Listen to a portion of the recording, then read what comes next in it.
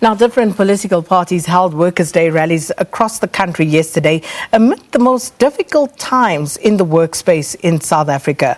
Cosatu's official May Day celebrations at the Royal Bafokeng Stadium in the Northwest Province was marked by chaotic scenes that disrupted proceedings, with workers demanding a 1,000 rand increase, bringing up the stalemate between the Cosatu Sibanye Stillwaters Mine and workers' unions Amcu and NUM. Now, ANC President Cyril Ramaphosa had to be whisked off after angry workers advanced and scuffles broke out and police were called. Now, elsewhere in the country, the EFF President Julius Malema addressed a Workers' Day rally in Mpumalanga, while Saftu Secretary General Zwelinzima Vavi was at the union buildings in Pretoria. Social justice commentator Hassen Lorgat joins us now for a discussion on some of these developments. Hassen Lorgat, good to be with you, and thanks so much for speaking to us here on Morning Live. Thank you for having me, Sakina. Let's start with some interesting statistics. Now, Stats SA says that retention of jobs in South Africa remains low, especially for women and black people, while white people show higher opportunities. Young people also remain, by and large, unemployed.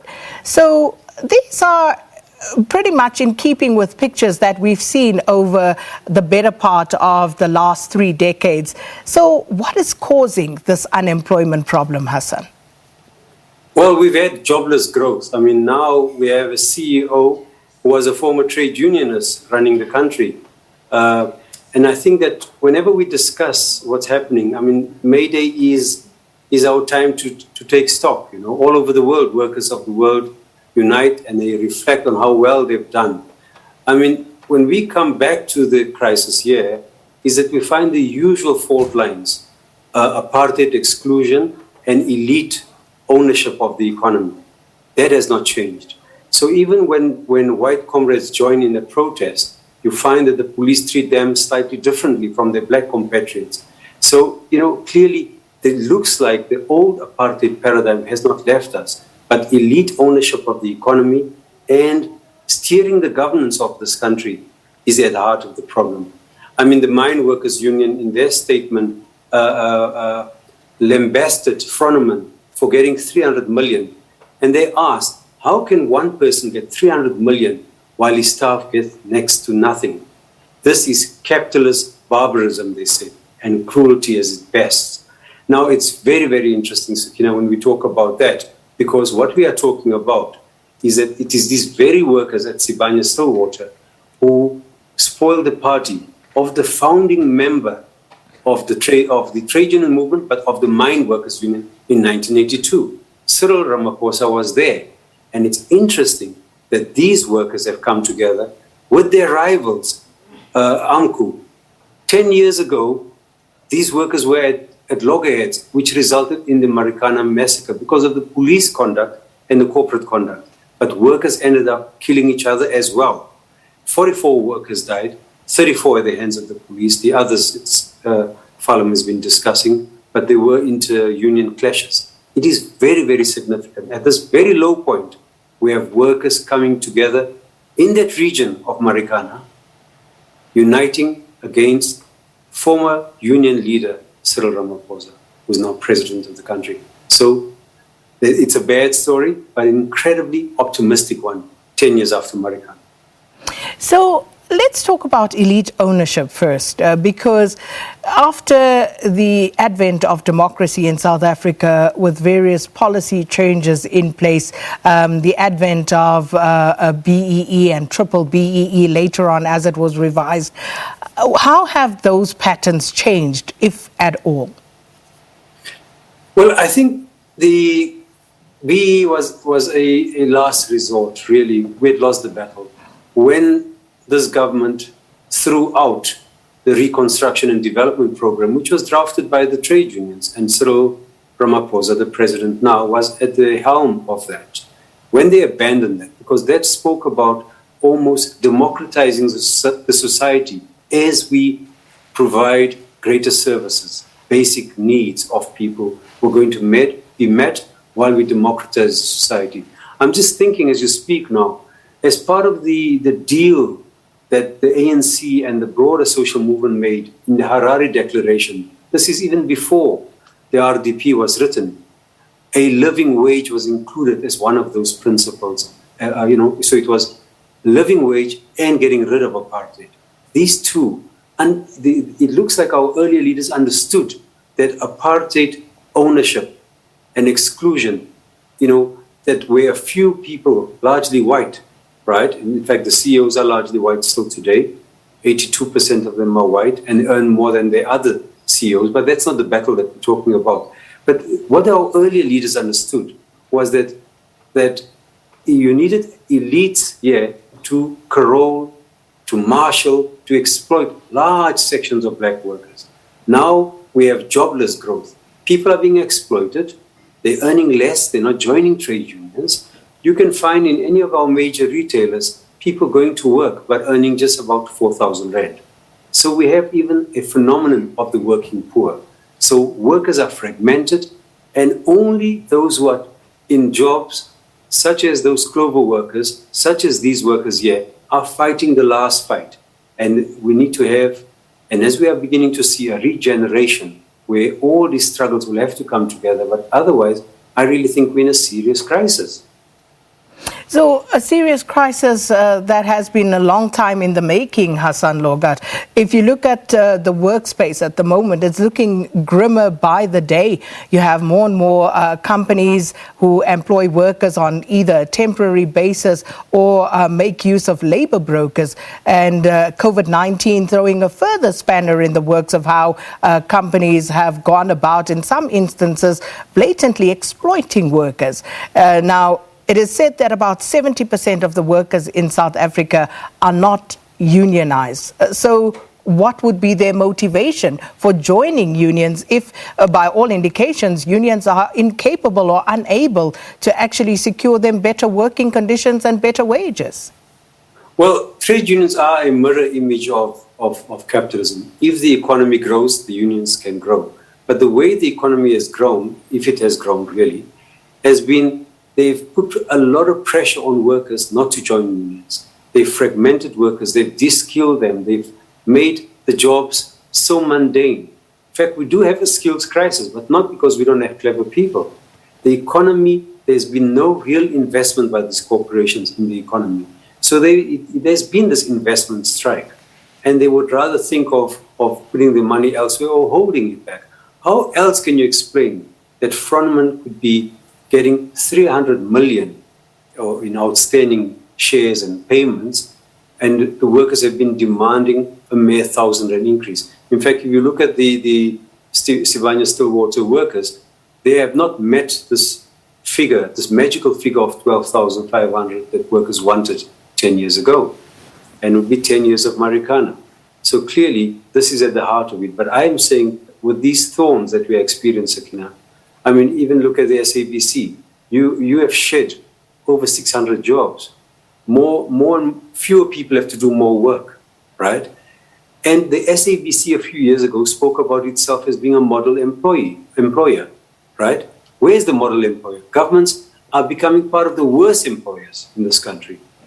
They are, in fact, look at the left. What has happened to the left? The Communist Party has not paid its own workers for over a year.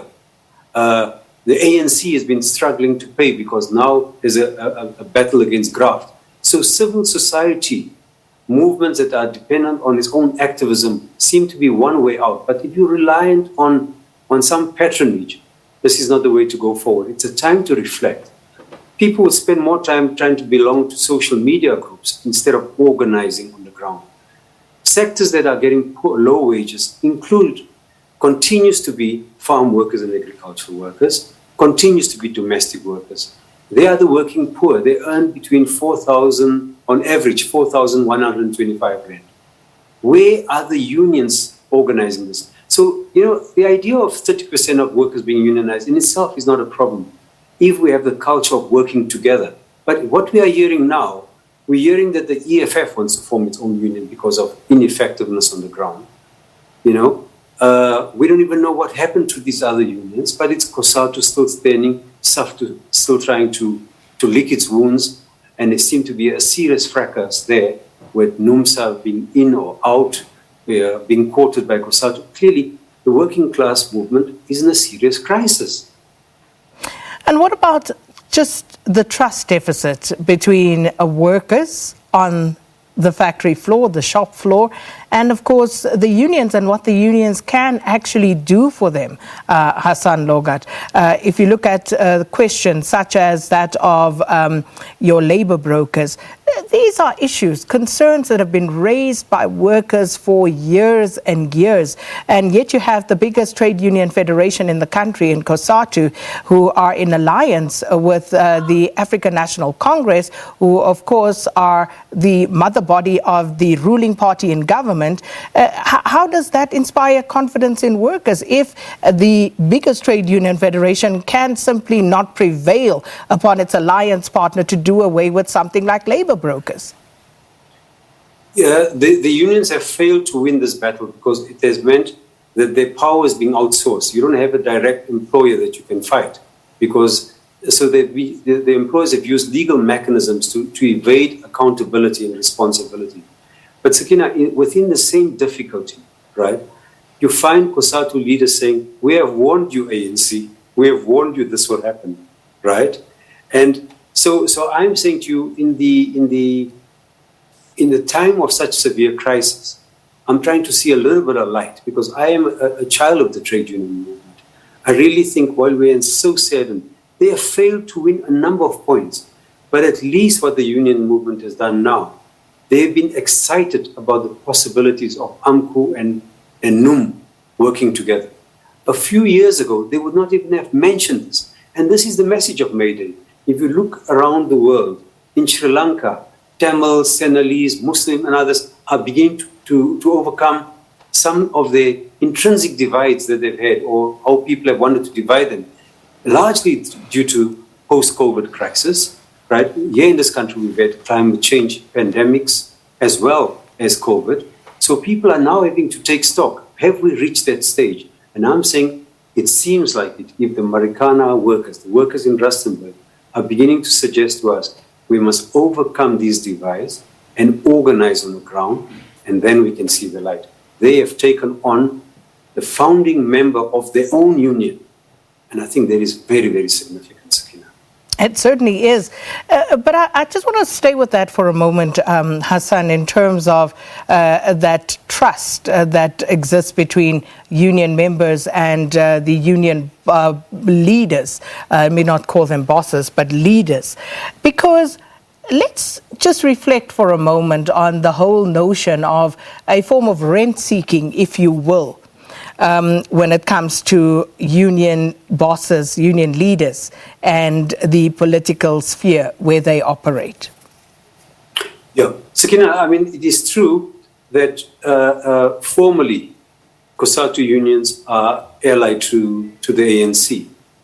But yesterday was the day to show off, bring it to the public to say, here you are, we're bringing our audience, we're rolling in our crowd.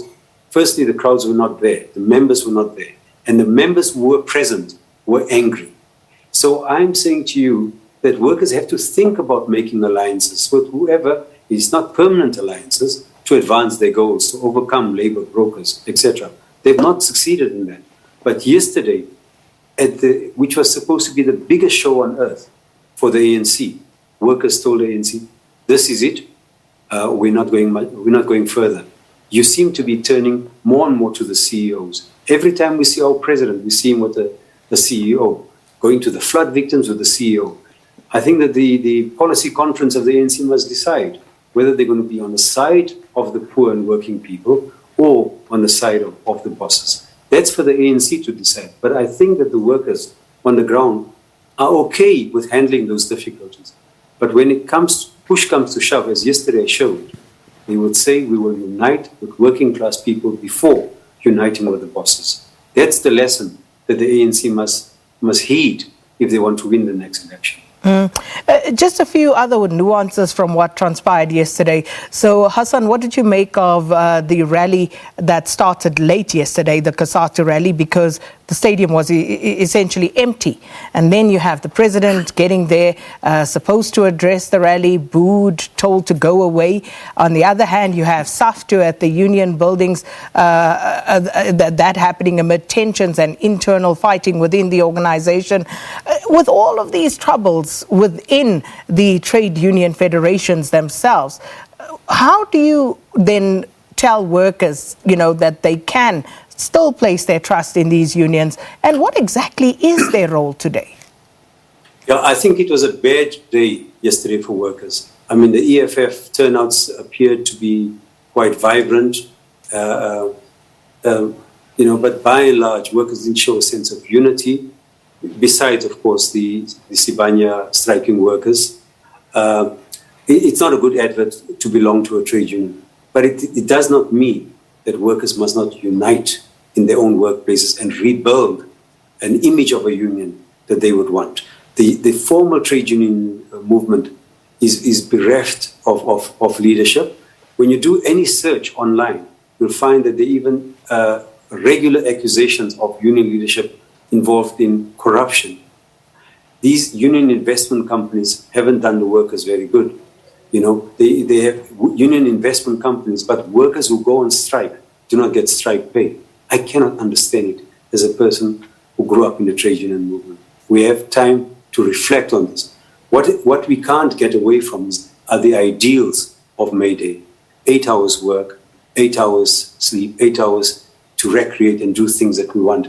And people can choose how to do that. But with a declining trade union movement, the core of social justice movements are just small and fragmented. We need a strong trade union movement. Yesterday was not a good advert, barring the striking workers of Sibanye Stillwaters, who reminded their founding member that you must listen to workers if you want to go ahead in this country. And just finally, Hassan, just reflecting on young people who remain by and large unemployed in this country, with regard to the environment, the unions, what can be done to ensure that there's greater retention rate of young people when they do find employment and decent work with decent wages? Well, all the slogans are there, and you can hear it from the speeches of our leaders. But, to be honest with you, Sakina, I have yet to see a major enterprise like the Apartheid government initiated, your ESCOs, your ESCOMs, and all of that, dealing with the poor white problem in the 30s, right? We're talking about the 1930s, right? It will almost be the 230s. And where is the big projects that will capture, that will get young workers to work in creative employment, work with dignity, because people have the skills, but where are the big ideas? Even the 350 Rand, I understand it was a COVID stress relief, seems to be now under threat. Austerity is not the way to go, right? When CEOs get breaks and they can earn without any restraint and constraint, their own boards, the shareholders don't even know how to control these guys. What you end up doing is start taking away the crumbs from poor people. This is the crisis that we are dealing with. Extreme levels of poverty and anger at how some people live and eat and sleep while others do not have. And this is not sustainable. Hassen Lorgat, we're going to have to leave it there, but thanks so much for your time this morning. Social justice commentator Hassen Lorgat on what the Workers' Day celebrations mean and the workplace in South Africa as it goes through its most difficult times. And as you heard from Hassan as well, Neil Fruneman, for example, taking away in bonuses and stock options and the like 300 million rand. And you saw the workers asking for an extra 1,000 rand per annum. How do you reconcile all of this? Let us know what your thoughts are at Morning Live.